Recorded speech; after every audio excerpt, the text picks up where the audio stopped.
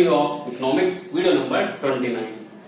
तो आ गए हम चैप्टर के लास्ट वीडियो पे, प्राइस इलास्टिसिटी ऑफ डिमांड। तो आपने पढ़ लिया प्राइस इलास्टिसिटी ऑफ डिमांड क्या होता है, ठीक है। अब हम उन फैक्टर्स पे फोकस करेंगे जो हमारी इलास्टिसिटी को वास्तव में प्रभावित करते हैं। प्रभावित करने का मतलब क्या होता है कि जैसे हमारा प्राइस घटने और बढ़ने पर डिमांड कितना फ्लैक्चुएट करता है, वो किन किन बातों पे और निर्भर करता है, ठीक है। तो number 1, nature of the commodity. अब देखो, नेचर ऑफ द कमोडिटी का मतलब यह है कि अगर कोई ऐसी गुड्स है जो बहुत ही इंपॉर्टेंट है हमारी लाइफ के लिए, नेसेसिटी ऑफ लाइफ है, तो चाहे जो प्राइस हो जाए हम कंज्यूम तो उतना ही करेंगे। लाइक मेडिसिन, अब मान लो एक हार्ट पेशेंट को डॉक्टर ने लिख दिया है मेडिसिन, ठीक। अब वो मेडिसिन चाहे 10 रुपीज पर टेबलेट हो और चाहे वो 20 रुपीज पर टेबलेट हो और चाहे 50 रुपीज पर टेबलेट हो, वो कंज्यूम तो सेम क्वांटिटी में करेगा। ऐसे में वो उस मेडिसिन के लिए उसकी इलास्टिसिटी क्या हो गई, इनइलास्टिक हो गया। लाइक सॉल्ट है, सॉल्ट आपको अभी मान लो 20 रुपीज पर किलोग्राम मिल जा रहा है, कल को 30 रुपीज पर किलोग्राम मिल जाए तो क्या आपका कंजम्पशन घट जाएगा, सेम रहेगा फिर भी। तो ऐसे कुछ गुड्स हैं जिनका नेचर है नेसेसिटी के रूप में, उन गुड्स की इलास्टिसिटी क्या होती है, जीरो, यानी कि इनइलास्टिक होते हैं। लेकिन लग्जरियस आइटम जैसे एसी, जैसे कार, इनकी जब प्राइस बढ़ जाती है तो हमारा डिमांड ज्यादा कम हो जाता है, ठीक। तो लग्जरियस गुड्स की इलास्टिसिटी क्या होती है, ज्यादा होती है, यानी कि इनका प्राइस बढ़ेगा तो ज्यादा असर पड़ जाता है। तो इसलिए हम क्या कहते हैं, गुड्स की नेचर क्या है, अगर वो लग्जरियस आइटम है तो ज्यादा इलास्टिक हो गया, नेसेसिटी ऑफ लाइफ है तो कम इलास्टिक हुआ, ठीक है, या नहीं इलास्टिक हुआ। और अगर कंफर्ट गुड्स है like milk, like ice cream, like chocolate, तो इनपे प्राइस जितना बढ़ता है उतना ही डिमांड कम होता है, बहुत ज्यादा फर्क नहीं पड़ता, यानी कि लेस इलास्टिक होते हैं। तो इस तरह से मैंने आपको 3 नेचर की बात कर लिया। पहला नेचर, अगर वो नेसेसिटी ऑफ लाइफ है तो वो इनइलास्टिक हो जाता है, कंफर्ट गुड्स है तो लेस इलास्टिक हो जाता है, और लग्जरियस गुड्स है तो मोर इलास्टिक हो जाता है। ये चीज समझ में आया। अब नेक्स्ट फैक्टर्स क्या हैं, अवेलेबिलिटी ऑफ सब्स्टिट्यूट्स। अब देखो बेटा, ध्यान से समझो, आप खरीदने गए पर्क, दुकान वाले ने कहा पर्क नहीं है, तो आपने क्या किया, आपने कहा अच्छा ठीक है मंच दे दो, ठीक है, क्योंकि आपके पास ऑप्शन था कि आप चाहे पर्क लेते, चाहे मंच लेते, चाहे फ्यूज लेते, कुछ भी ले सकते थे, ऑप्शन था।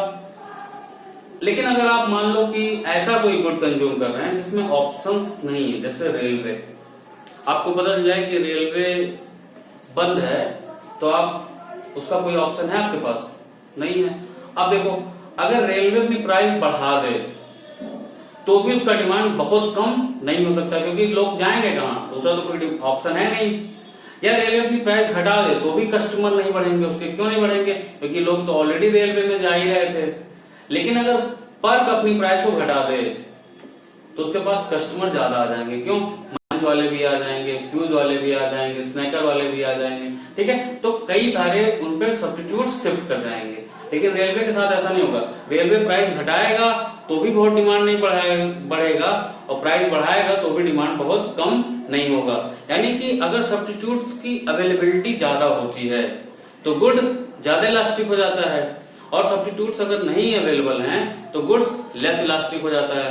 तो इसीलिए क्वेश्चन पूछा जाता है कि lack of substitute makes goods less elastic, how. तो यही बताना होगा कि जब सब्स्टिट्यूट्स नहीं होते हैं तो प्राइस घटने पर कंज्यूमर दूसरे गुड्स से शिफ्ट नहीं हो पाते हैं, ठीक है, और प्राइस बढ़ने पर कंज्यूमर कहीं और नहीं जा सकता है, इसलिए गुड्स की डिमांड में बहुत फर्क नहीं आता है, इसलिए गुड्स लेस इलास्टिक हो जाती है जब सब्स्टिट्यूट्स कम होते हैं, ठीक है।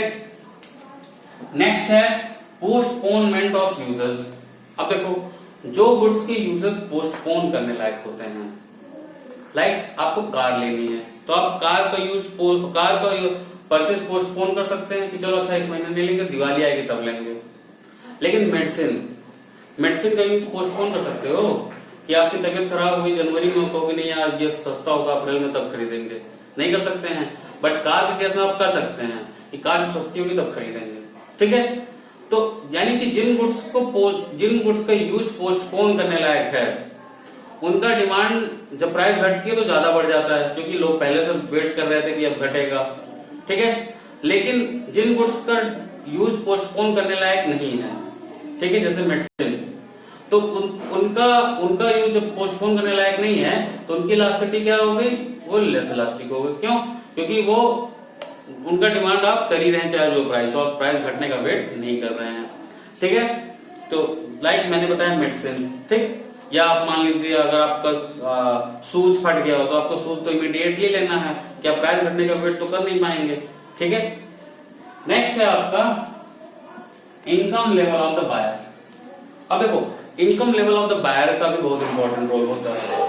जैसे समझो अगर एक बहुत रिच कस्टमर है, ठीक है, तो उसके लिए बहुत मायने नहीं रखता कि थोड़े बहुत प्राइसेस चेंज हो जाते हैं, तो उसके लिए गुड्स क्या हो जाते हैं, लेस इलास्टिक। अब सोचो किसी की इनकम महीने की 2 करोड़ रुपए है और उसके लिए मान लो आपका डाबर रेड टूथपेस्ट 50 का 55 हो गया, तो उसको कोई मतलब है, इससे 5 रुपए बढ़ने से उसको बहुत फर्क नहीं पड़ेगा। लेकिन जिसकी इनकम 10,000 है, मे भी उसके लिए फर्क पड़ सकता है। ठीक है, क्यों? क्योंकि उसके लिए वो एक इंपॉर्टेंट रोल प्ले कर रहा है। ठीक, तो इस तरीके से income level of the buyer पे भी डिपेंड करता है कि गुड्स इलास्टिक होगा कि नहीं। ठीक है, अगर जिसकी इनकम ज्यादा होगी उसके लिए गुड्स क्या होते हैं, लेस इलास्टिक हो जाते हैं, जिसकी इनकम कम उसके लिए गुड्स मोर इलास्टिक हो जाते हैं। नेक्स्ट समझते हैं आपका मल्टीपल यूजर। मल्टीपल यूजर्स का क्या मतलब होता है? ऐसे कई सारी कमोडिटीज हैं जिनका एक यूज से ज्यादा यूज होता है। दिमाग में सोचो, ठीक है, जैसे कि मिल्क का आपका कई सारा यूज है। मिल्क का आप डायरेक्ट कंजम्पशन कर सकते हैं, मिल्क के स्वीट्स भी बनते हैं, मिल्क के पनीर भी बनता है, मिल्क का चीज भी बनता है, मिल्क का बटर भी बनता है, ठीक है, मिल्क का पनीर भी बनता है। ठीक, तो मिल्क के कई सारे यूजेस हैं। अब मिल्क की जब प्राइस घटती है तो हम उसके कई सारे यूजेस में लगा सकते हैं। तो ऐसे में क्या होता है कि मिल्क की डिमांड ज्यादा बढ़ जाएगी। लेकिन कोई ऐसी कमोडिटी हो जिसका सिंगल यूज हो, ठीक, जैसे मान लो टूथपेस्ट, ठीक, अब टूथपेस्ट की जब प्राइस घटेगी तो आप ऐसा तो है नहीं कि टूथपेस्ट आप रोटी के साथ खाना शुरू कर देंगे। ठीक है, उसका तो सिंगल यूज है, उसका तो आप एक ही यूज कर सकते हैं कि आप सुबह ब्रश कर सकते हैं।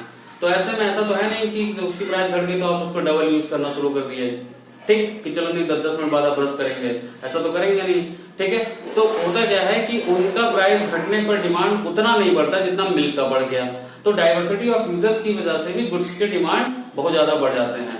तो जिनके डाइवर्सिटी ऑफ यूजर्स हैं वो गुड हो गए मोर इलास्टिक, और जिनके सिंगल यूज हैं वो हो गए लेस इलास्टिक। नेक्स्ट समझते हैं हैबिट ऑफ द कंज्यूमर। ठीक है, हैबिट ऑफ द कंज्यूमर का मतलब ये है कि अगर आपको किसी चीज की हैबिट पड़ गई तो वो गुड्स आपके लिए इनइलास्टिक हो गया। फॉर एग्जांपल मान लेते हैं कि किसी कंज्यूमर को टी की लत पड़ गई है, तो वो टी खरीद के लाएगा, चाहे जितने में हो गई थी, 100 रुपए किलो मिले, 200 मिले, 500 मिले, वो लाएगा ही लाएगा। ठीक है, अब आप मान लो कबीर सिंह हो गए, आपको सिगरेट पीने की आदत पड़ गई, ठीक, तो आप क्या करेंगे? अब आपको सिगरेट चाहे 10 रुपए की मिल रही, चाहे 20 की मिल, चाहे 30 की मिल, आपको पीनी है तो पीनी है। ठीक है, तो ऐसे में क्या हुआ कि सिगरेट की लत पड़ी। ठीक है, अब सिगरेट की प्राइस चाहे 10 रुपए रही हो, ठीक, चाहे 20 रही हो, चाहे 30 रही हो, आपका डिमांड सेम टू सेम रहेगा, आपके डिमांड में कोई फर्क नहीं पड़ेगा। तो habit of the consumer leads to the inelastic demand. ठीक है, अगर किसी कंज्यूमर को हैबिट पड़ गई है किसी चीज की, ठीक है, ठीक है, तो इस तरीके से हैबिट अगर किसी चीज की लग गई तो वो गुड्स आपके लिए लेस इलास्टिक हो जाता है। ठीक है, ये आप समझ चुके होंगे। फिर हम आते हैं proportion of income spent on a commodity. अब देखो बेटा ध्यान से समझो, हम अपनी इनकम का उस पर्टिकुलर गुड पर कितना पैसा खर्च कर रहे जिसकी प्राइस बढ़ी है। ध्यान समझो, अगर मान लो मेरी इनकम महीने की 50,000 रुपए है, ठीक, अब इस 50,000 रुपए में से मान लो कि मैं टूथपेस्ट पे सिर्फ 50 रुपए खर्च कर रहा हूँ महीने का।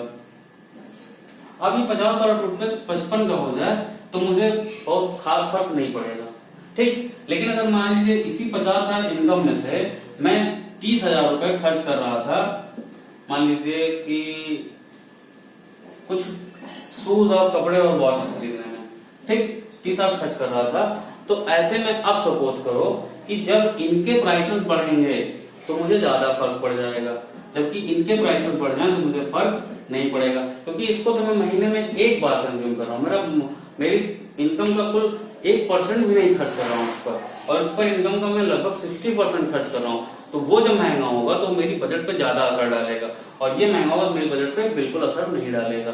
तो ऐसे में ये डिपेंड कर रहा है कि हम जिस गुड की बात कर रहे हैं, हम अपनी इनकम का कितना प्रोपोर्शन उस पर खर्च कर रहे हैं, ये इंपॉर्टेंट होता है। अब जिस पर हम ज्यादा खर्चा कर रहे हैं वो हमारे लिए ज्यादा इलास्टिक हो गया, जिस पर कम खर्चा कर रहे हैं वो कम इलास्टिक हो गया। फॉर एग्जाम्पल आप देखो, जब ओनियंस के प्राइस बढ़ते हैं तो हम ओनियंस का डिमांड कम कर लेते हैं, लेकिन आपको शायद पता भी नहीं चलता होगा कि महीने में कितनी बार क्वाइल्स के रेट बढ़ जाते होंगे, आपको पता भी नहीं चलता होगा, क्योंकि आप उसको महीने में 1-2 बार खरीद रहे हैं, तो उसका आपको असर नहीं दिखता होगा। जबकि वहीं पर आपको ओनियंस रोज खरीदने होते हैं, आप इनकम का एक अच्छा खासा हिस्सा खर्च कर रहे होते हैं उस पर, इसलिए उसका आपको महंगा होना दिख जाता है। तो यही उसके डिमांड को कम करता है। यानी कि अगर आप इनकम का एक अच्छा हिस्सा खर्च कर रहे हैं किसी कमोडिटी पर तो वो मोर इलास्टिक हो गया, अगर छोटा हिस्सा खर्च कर रहे हैं तो वो लेस इलास्टिक हो गया। ठीक है।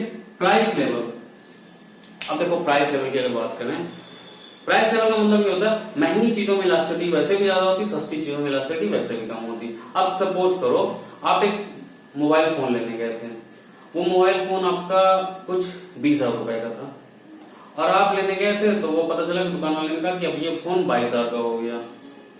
ठीक, आपका दिमाग खराब हो गया कि यार सीधे 10% का प्राइस उन्होंने बढ़ा दिया। हो सकता ना ले, ठीक, लेकिन अगर आप एक 10 रुपए वाली चॉकलेट लेने गए और वो 12 की हो जाए तो शायद आपके डिमांड में कोई फर्क ना पड़े, क्योंकि सिर्फ 2 रुपए बढ़ा है, लेकिन परसेंटेज वाइज दोनों जगह 20% का ही चेंज आया है। ठीक है। तो ऐसे में क्या हुआ कि जब सस्ती चीज थी उसमें आपको 20% का प्राइस बढ़ने से कोई फर्क नहीं पड़ा, लेकिन महंगी चीजों में प्राइस 20% बढ़ने से 10% बढ़ने से आपको ज्यादा फर्क दिखने लगा। ठीक है। तो ये बात समझने वाली हो गई कि हायर प्राइसेस वाली कमोडिटीज में आपका इलास्टिसिटी ज्यादा होता है, लोअर प्राइस वाली कमोडिटीज में इलास्टिसिटी कम होता है। और लास्ट है टाइम पीरियड। टाइम पीरियड का मतलब होता है सिंपल सा, अगर हम लंबे समय की बात करें तो लंबे समय में सारे गुड्स मोर इलास्टिक होते हैं, और शॉर्ट ड्यूरेशन में सारे गुड्स लेस इलास्टिक होते हैं। उसका कारण लंबे समय की अगर बात करें तो बहुत सारी चीजें बदल जाती हैं, जैसे इनकम ऑफ द कंज्यूमर बदल जाएगा, ठीक है, हैबिट ऑफ द कंज्यूमर बदल सकता है। ठीक, तो ऐसे में क्या होता है, लंबे समय की बात करो, लॉन्गर टाइम ड्यूरेशन में बहुत सारे फैक्टर्स में चेंज आ सकते हैं, जिसकी वजह से गुड्स मोर इलास्टिक हो सकता है। ठीक है। तो ये थे कुछ वो पॉइंट्स जिनकी वजह से हमारी इलास्टिसिटी अफेक्ट होती है। अब आते हैं चैप्टर के लास्ट पॉइंट पर। ठीक है। Flatter the curve greater the elasticity, steeper the curve lesser the elasticity. यानी कि कर्व आपका जितना डिमांड का जितना फ्लैट होगा इलास्टिसिटी उतनी ज्यादा होगी, और डिमांड का जितना स्टीपर होगा उतनी कम इलास्टिसिटी होगी। एक एग्जांपल से समझो, D1 डिमांड कर्व और D2 demand curve. D1 demand curve आपको स्टीपर दिख रहा है, यानी स्टीपर का मतलब जो क्लोज हो ओरिजिन से, और फ्लैटर का मतलब जो ओरिजिन से यानी कि इस पॉइंट से ज्यादा दूरी पर हो। ठीक, तो ये आपका D2 डिमांड कर्व आपका फ्लैटर है और ये आपका स्टीपर है।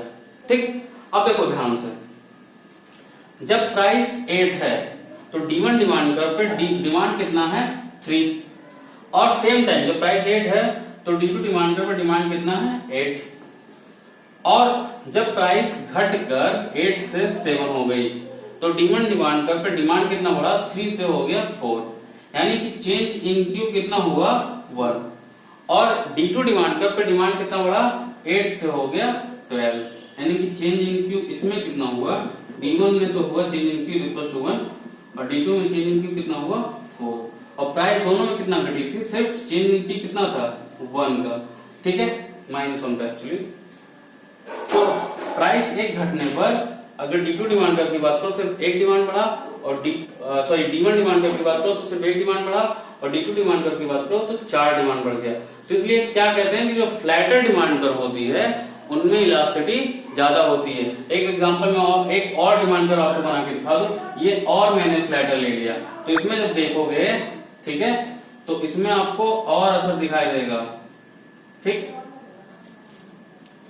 है, अगर इसकी बात करो तो इसमें आपको और असर दिखाई देगा।